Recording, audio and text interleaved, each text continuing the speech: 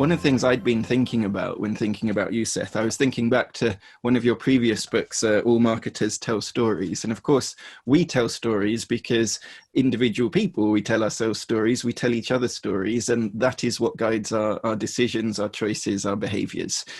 Now, one of the challenges is, in recent years, since the financial collapse and exacerbated by COVID and, what will likely come after COVID, is that so many of the big stories that we believe in have crumbled away.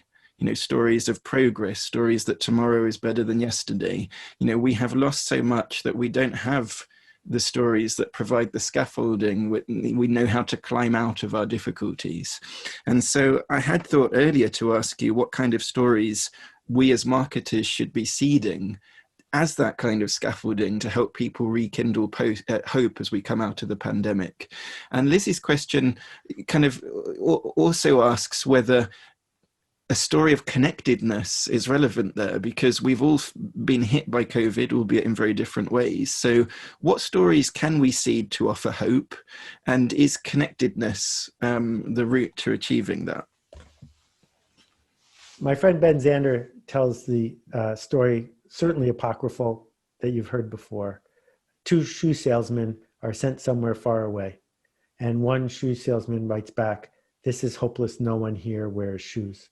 And the other shoe salesman telegraphs back, "Great news, no one here has shoes."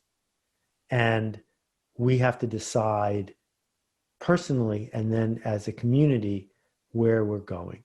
I know that in the United States, the 10 years after the Spanish flu were roaring. And I know that in the UK, the 10 years after World War II were something to behold. And we are now looking at a world that is making new rules, new connections, and new decisions. And also, for the first time in my lifetime, it's not going to be about the baby boomers, because I'm the youngest baby boomer, and the people older than me, they don't get to be in charge anymore. And so that is a 50-year run. We got to decide the music. We got to decide the food. We got to decide the art. We got to decide all of it. And now somebody else. And that means change is happening. And what marketers do is we make change. So this is what you sign up for. This is not 1952. This is a decade of change.